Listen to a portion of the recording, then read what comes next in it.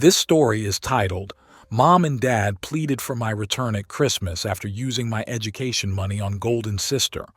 I arrived with revenge plan that left them begging for forgiveness. Hey everyone, I need to get this off my chest. It's a long story, but I have to write it down somewhere. I'm Amy, a 30-year-old woman who hasn't spoken to my parents or my sister Kate in 8 years. I'm not even sure how to start this, but here goes. I work at this huge marketing agency downtown. You know those tall buildings with fancy lobbies where everyone wears suits? Yeah, one of those. I'm good at my job and have saved enough to buy a nice place. I'm married to Tom, who's 34 and a brilliant architect. Honestly, life's pretty good now, but it wasn't always like this. Growing up, it was always about my sister Kate. She's 3 years older than me, and my parents treated her like she was perfect. Every little thing she did was amazing to them. If she got a C+ in math, at least she tried her best, they'd say. When she dropped out of college isn't for everyone. And when she got married at 19 to some guy she met at a bar, young love is so beautiful. Meanwhile, I was busting my butt getting straight A's, working part-time at this boring office supply store and trying to get into a good college. But nothing I did was ever enough. I could have discovered the cure for cancer and they would have been like, "That's nice, honey, but did you see Kate's new hair color?" The real problem started when I got my college acceptance letter. I had earned a partial scholarship to study marketing, which was huge for me. I'd been planning this forever. My grandma, Dad's mom, had left some money specifically for my education. It wasn't a ton, but combined with my scholarship and savings, it would have covered everything. I remember running home that day, thinking maybe, just maybe, they'd finally be proud of me. I found my mom sitting on the couch scrolling through her phone like always, and Dad was in his usual chair watching TV. "Mom, Dad, I got in," I exclaimed, showing them the letter. Mom barely looked up. "That's nice, honey. So, can we talk about the college fund? You know, Grandma's money?" I asked hopefully. That's when Dad turned off the TV, which was never a good sign. About that. He started, doing that thing where he wouldn't look at me. We had to use that money for something else. I felt like someone had dumped ice water on me. "What do you mean?" "Well, Kate's wedding is coming up, and you know how expensive weddings are these days." I just stood there trying to process what I was hearing. They'd taken my college fund, the money my grandma left specifically for my education, and spent it on Kate's third wedding. Yeah, you read that right. Third. She'd already had 2 failed marriages by the age of 23. I lost it. I started yelling about how unfair it was, how they always picked Kate over me. Mom got defensive, saying I was being selfish and should be happy for my sister. Dad just sat there looking uncomfortable, like he always did when there was conflict. That night I packed my bags and left. I only took what could fit in my car and drove to my Aunt Olivia's house. She's my mom's sister, but they barely talk because Mom says she's too opinionated. Translation: Aunt Olivia actually calls them out on their BS. Aunt Olivia took me in without question. I found out later that she'd been saving money for her son's college fund, but he'd passed away in a car accident a few years before. She offered to help me with college, but I only accepted on the condition that I'd pay back every cent. College was rough, really rough. I was taking full-time classes while working at this cafe that always smelled like burnt pastries. I had to maintain a certain GPA to keep my scholarship and basically lived in the library. But you know what? I did it.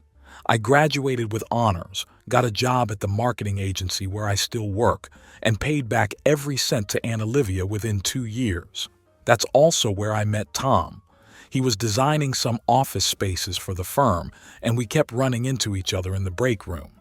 Eventually, he asked me out for coffee, and the rest is history. We got married last year, bought a house, and things were finally going well. I hadn't talked to my family in all this time. Like, zero contact, no calls, no emails, nothing. Kate had my number but never used it.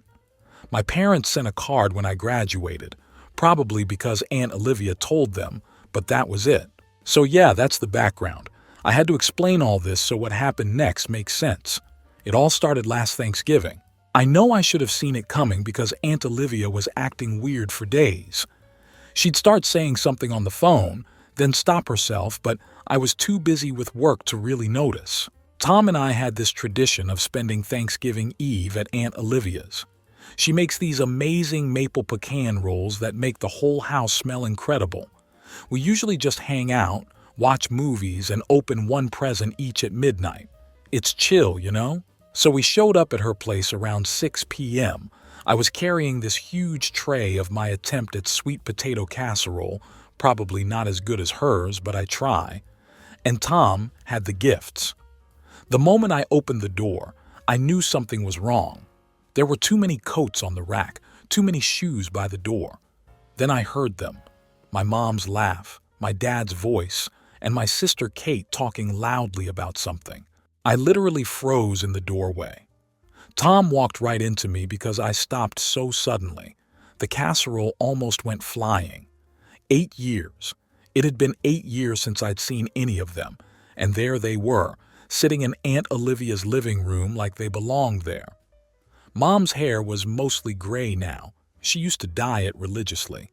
Dad had gotten pretty heavy, and Kate, well, Kate looked exactly the same, except now she had 2 kids I'd never met clinging to her legs. Aunt Olivia came rushing over looking like she was about to cry. "Amy, I'm so sorry. They just showed up an hour ago. I tried to call, but your phone went straight to voicemail." My phone was in my bag on silent because of work stuff. Great timing, right? I couldn't move, like physically couldn't make my feet work. Tom put his hand on my back and whispered, "We can leave if you want." But before I could answer, my mom spotted me. "Amy, sweetheart." She came rushing over like we'd seen each other yesterday, tried to hug me and everything. I stepped back so fast I bumped into Tom again. "What are you doing here?" My voice came out weird, too high. "It's Thanksgiving," Mom said, like that explained everything. Family should be together on Thanksgiving. Dad was still sitting in his chair doing that awkward half-wave thing. Kate was busy with her kids, but I could see her watching me. The kids, God, I didn't even know their names. They looked confused. The older one, a boy around 7, whispered something to Kate, probably asking who I was. I went straight to the kitchen. I needed to put down the casserole before I dropped it, needed to breathe. The kitchen had always been my safe space at Aunt Olivia's house. I'd spent so many hours there doing homework or helping her bake. Tom followed me in. He's good like that, always knows when I need backup. "You okay?" he asked quietly. I shook my head, not trusting myself to speak. Aunt Olivia came in looking miserable. They showed up saying they wanted to make things right. I told them it wasn't a good idea to surprise you like this, but you know your mother. Yeah, I did know my mother, queen of doing whatever she wanted and dealing with the consequences later. I could hear the kids playing in the living room now. Someone had turned on Thanksgiving music. It all felt so wrong, like I'd walked into some parallel universe where the last 8 years hadn't happened. "Should we go?" Tom asked again. He was already reaching for his car keys. I almost said yes. Really wanted to say yes. But then I looked at Aunt Olivia's face. She had decorated everything so nicely and made all this food, and now she was caught in the middle of this mess. "No," I said finally. "This is our tradition. I'm not letting them ruin it." Tom nodded. He gets me, you know. Aunt Olivia squeezed my hand. "Just give me a minute," I said, heading for the back door. I needed some air. It was freezing outside. I hadn't grabbed my coat, but the cold felt good, helped clear my head. I could see through the kitchen window everyone moving around inside, looking so normal, like a regular family on Thanksgiving Eve. That's when my mom came out. She didn't even bring a coat for me. Typical. "You're going to catch cold," she said. Like she'd been saying that to me every day for the past 8 years. Like she had any right to act like my mother now. I had so many questions. Why now? Why like this? Why not call first? But what came out was, "Why are you really here?" "Well," she started, doing that thing where she takes forever to get to the point. "It's about Kate." Of course it was about Kate. When wasn't it about Kate? What about her? She's going through some changes. I waited. Mom always does this, talks in circles until someone makes her get to the point. Finally, she said, "Kate's getting divorced again." I just stared at her. Like, was that supposed to be news? Kate getting divorced was like the sun rising. Happened pretty regularly. And, I said, and she needs some time to rebuild her life, to find herself. Something in her tone made me nervous. What does that have to do with me? That's when Dad came out. Still no coat for me, by the way. He had this look on his face, the same one he had when he told me they'd spent my college fund. "Amy," he said, trying to sound all businesslike, "you've done well for yourself. Good job, nice house, stable marriage." I didn't like where this was going at all. I thought they came to apologize or feel some regret, but no. Even after all these years, they still wanted to use me to help Kate.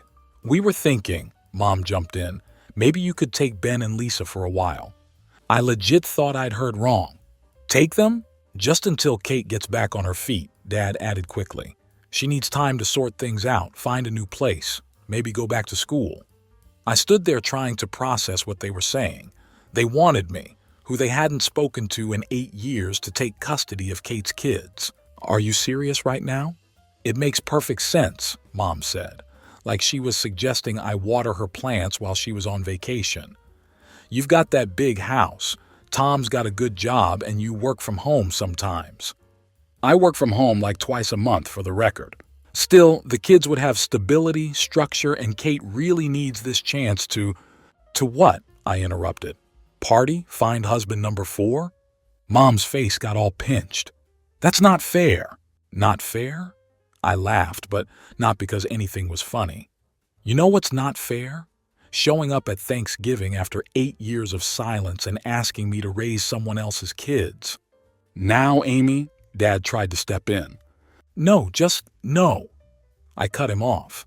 "Where's Kate anyway? Why isn't she asking me herself?" Right on cue, Kate appeared in the doorway. She must have been listening the whole time. "There you are," she said, like we were all just hanging out. I was wondering where everyone went. The kids were with her, Ben looking sleepy, and Lisa clutching this stuffed rabbit that had seen better days. "These are your aunt and uncle," Kate told them, pointing at me and Tom, who'd quietly appeared behind me with my coat. "Aunt Amy and Uncle Tom." The kids just stared at us. I can't blame them. "Ben's 7, Lisa's 5, Kate continued, like she was introducing her pets or something. "They're really good kids, super independent. Ben can even make his own breakfast," she added. The way she said it, like that was a selling point, made my stomach hurt. A 7-year-old shouldn't have to make his own breakfast. Tom spoke up for the first time. "This seems like something that needs more discussion. Maybe not on Thanksgiving Eve." Bless him for trying to be diplomatic, but Kate wasn't having it. "What's there to discuss? You guys have everything. Big house, good jobs, no kids, it's perfect. I just need like 6 months, maybe a year tops." "A year?" I couldn't believe what I was hearing. "Well, yeah, gotta get my life together, you know? Maybe travel a bit, figure out what I want." "What about their dad?" I asked. Kate waved her hand dismissively. "Oh, he's useless. Probably in Chicago or something." I had to ask, "Which one? Dad number 1, 2, or 3? Mom gasped, "Amy," but Kate just laughed. "Number 2. Number 1 moved to Canada, and number 3, well, that marriage got annulled, so he doesn't count." I couldn't deal with this. I turned to go inside, but Kate grabbed my arm. "Come on, sis, help me out here. I need this. I'm suffocating." I looked at her hand on my arm, looked at the kids, looked at my parents who were watching this whole thing like it was going to work out just the way they planned. No. One simple word. Should have been the end of it. After that disaster of a Thanksgiving Eve, I thought things would calm down. Like maybe they'd get the message and leave us alone. Yeah, I was wrong. Kate started showing up at our house. At first it was just random visits with the kids. She'd bring them over saying stuff like, they should get to know their aunt and uncle. I felt bad for Ben and Lisa, so I'd let them in. They're actually sweet kids when Kate isn't around. But then the visits got weird. She started coming alone, always when she knew Tom would be working from home. I didn't think much of it at first. Tom works from home on Tuesdays and Thursdays, and I'm usually at the office those days. It was our neighbor who first said something. She's this older lady who lives next door and basically sees everything that happens on our street. She caught me getting my mail one day and was like, "Your sister sure dresses up to visit your husband." I was confused. "What do you mean?" "Oh, you know, always wearing those little dresses when she comes by, even in this cold. And she stays for hours sometimes." That's when things clicked. All those times Kate just happened to stop by when Tom was home alone, always needing his architectural advice about her new place. I asked Tom about it that night. He looked really uncomfortable, which isn't like him at all. "I was going to tell you," he said. "It's been getting inappropriate." Turns out Kate had been hardcore flirting with him for weeks. She'd show up in these tiny outfits, always finding excuses to lean over his desk or touch his arm. Tom kept trying to be professional because, 1, he's a decent human being, and 2, she's technically his client for the renovation plans he's helping with. But the last straw was when she literally told him, and I quote, "You know, if you ever get tired of the boring version, you could always upgrade to the fun sister." The boring version. She meant me. My own sister called me boring while hitting on my husband.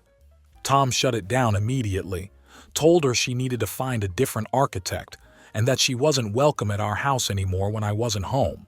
I was furious. I called Kate right away. She picked up all cheerful, like nothing was wrong. "Hey sis, I was just thinking about stopping by tomorrow."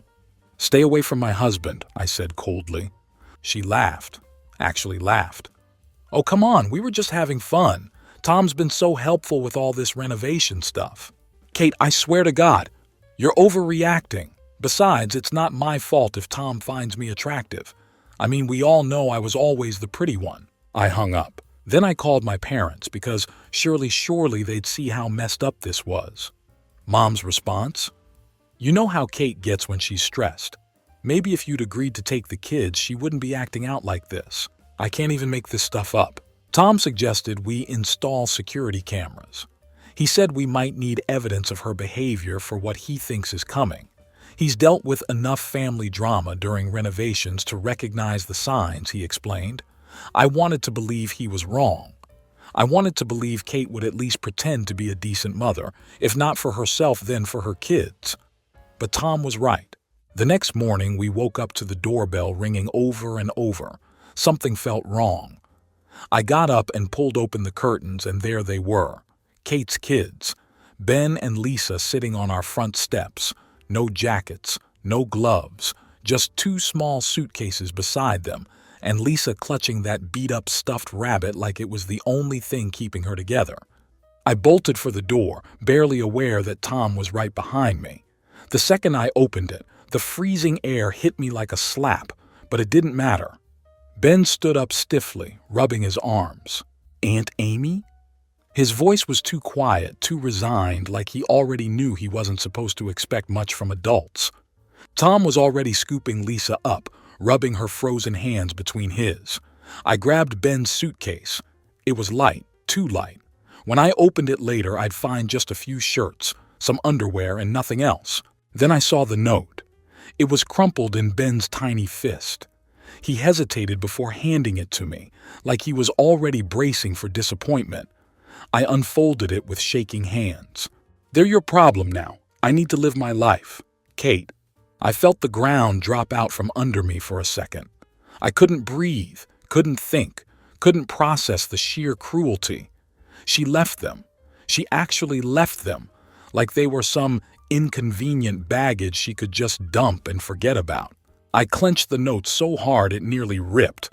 I was shaking with rage, with disbelief, with something so raw I couldn't even name it. Tom's voice was tight with barely contained fury. "Get them inside, now." I scooped up Ben even though he was too big to carry and slammed the door shut behind us. Kate was gone, and she wasn't coming back. After that, Tom went into full problem-solving mode. He's usually pretty laid back, but I've never seen him so angry. He got the kids inside while I grabbed their suitcases. The bags were barely packed, like a couple of t-shirts and some underwear thrown in. Lisa's stuffed rabbit was there, thankfully. She can't sleep without it. We documented everything, took photos of the note, the suitcases, everything. Thank God for our security cameras. They caught Kate dropping the kids off at 4:30 a.m. and driving away in her beat-up Honda. While I was making the kids breakfast, they were starving, hadn't eaten since dinner the night before. Tom was making calls, like a lot of calls. He contacted CPS first, then the police to file a report, then his college buddy who specializes in family law. My parents showed up around noon. Turns out Kate had texted them saying, "Kids are with Amy now. All good," like it was totally normal to dump your children on someone's doorstep and disappear. Mom started with her usual excuses. "Kate's just overwhelmed. She needs time. She'll come back when she's ready." Tom shut that down real quick. "This isn't about Kate anymore. This is child abandonment. It's a crime." Dad tried arguing, "But we're family. We can handle this privately." "No," Tom said firmly. "We're doing this by the book. Those kids deserve better than being pawns in Kate's games." That's when my mom started crying. "But if you report her, she'll get in trouble." "Yeah," I said. "That's kind of the point." The kids were watching TV in the other room, but I know they could hear everything. Ben kept looking over at us with this worried expression. He's way too used to adult problems for a 7-year-old. CPS showed up around 2 p.m. They interviewed all of us, took pictures, checked the house. The social worker was really nice. She talked to Ben and Lisa alone for a bit. When she came out, she looked seriously concerned. Turns out this isn't the first time Kate's pulled something like this. She's left them with random friends before, sometimes for days. Ben's been taking care of Lisa since he was 6. 6. He makes her breakfast, helps her dress, makes sure she brushes her teeth. No kid should have to be a parent to their sibling. We tried tracking Kate down, called everyone we could think of. Finally, one of her friends cracked and told us Kate had bought a plane ticket to Chicago. She's apparently moving in with some guy she met online gaming. She didn't even tell her kids goodbye. Tom filed for emergency temporary custody. He says it's the fastest way to make sure the kids are legally protected while everything gets sorted out. CPS agrees. They don't want to put the kids in the system if there's a stable family willing to take them. My parents keep calling, begging us not to ruin Kate's life. They don't get it. Kate ruined her own life. We're just making sure she can't ruin her kids' lives too. Right now, we're waiting on a court date. The kids are staying with us until then. Tom converted his home office into a temporary bedroom for them. He's amazing with them. Helped Ben with his math homework tonight and read Lisa 3 bedtime stories until she finally fell asleep. I'm scared, not going to lie. We didn't plan on becoming parents like this, but looking at these kids sleeping in the spare room, how could anyone just abandon them? The social worker's coming back tomorrow. I'll update then. Update on the situation with my sister abandoning her kids. Quick update on the Kate situation.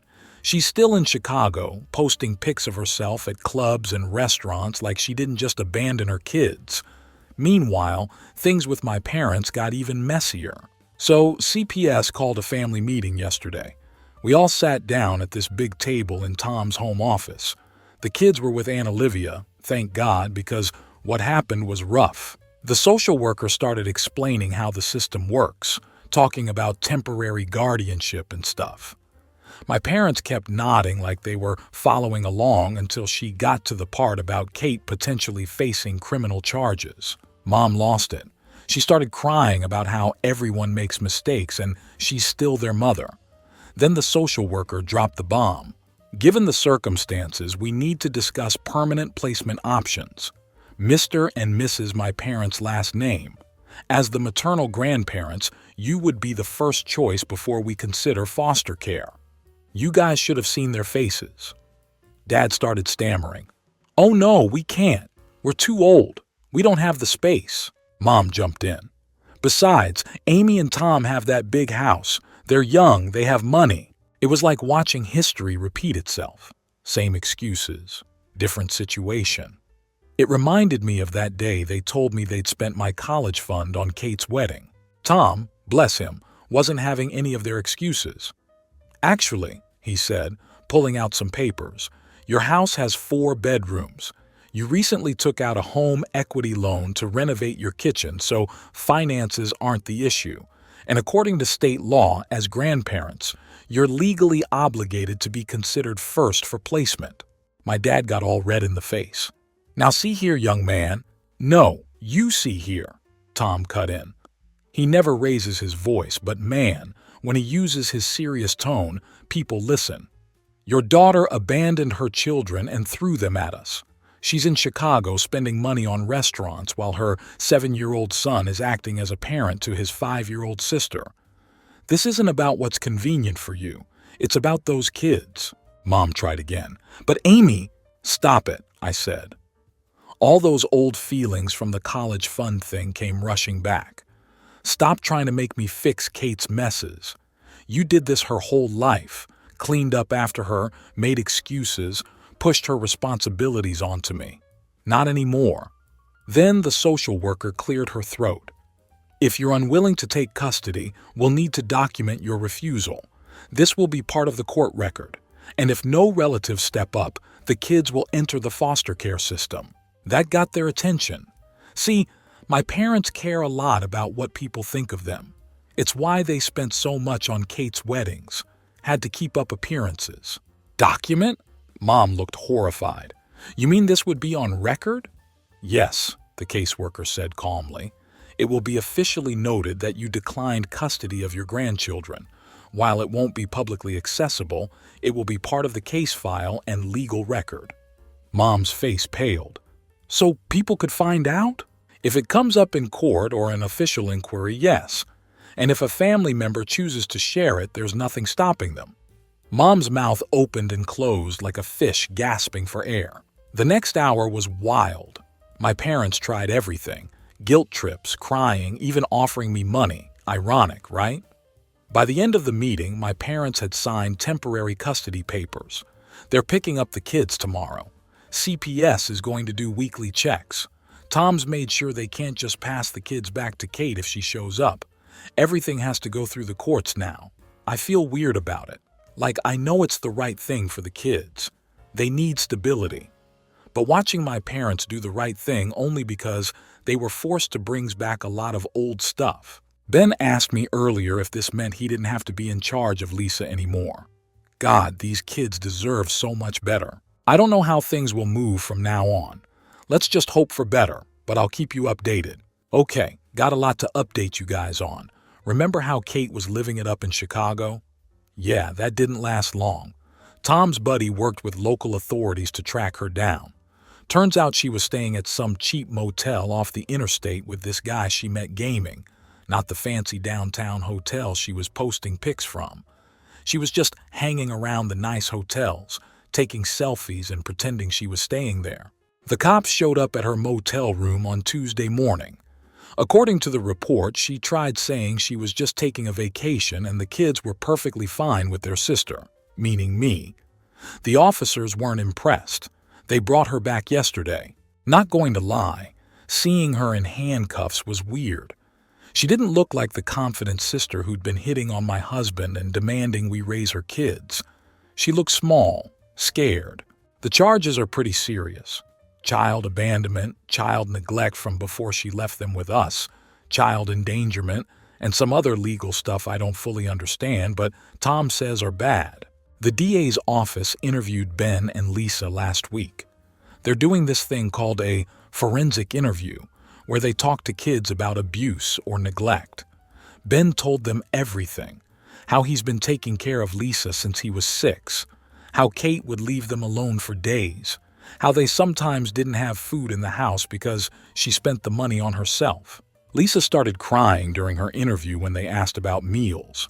She said she was scared they'd have to go hungry again. I had to leave the room. My parents are freaking out. They keep trying to get Tom to make this go away.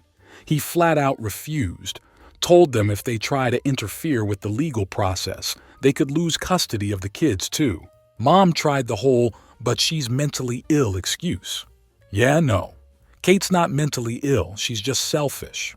Always has been. They're doing a psych evil anyway as part of the case, but Tom says it's standard procedure. The gaming guy from Chicago. Turns out he had no idea Kate even had kids. She told him she was this rich single girl looking for adventure.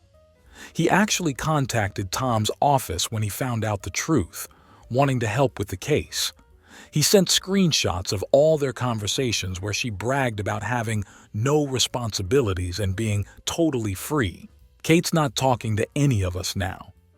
Her court-appointed lawyer told her to stay quiet, but she did send me this long text last night. You happy now?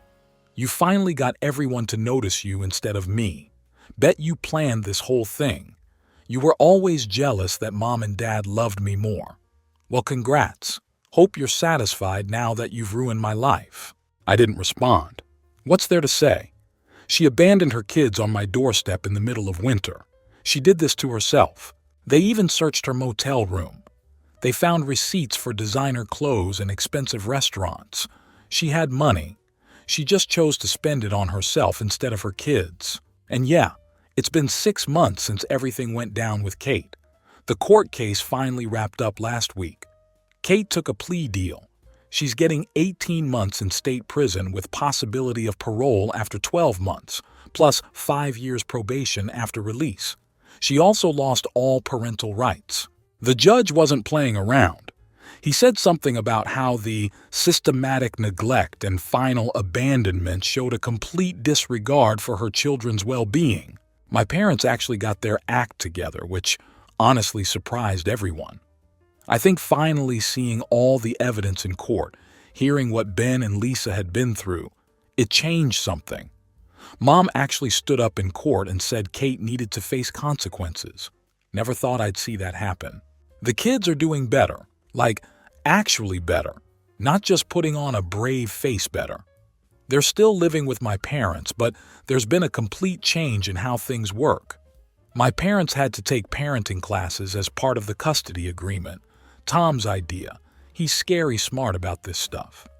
They've set up proper bedrooms, got the kids into good schools, and are taking them to therapy every week.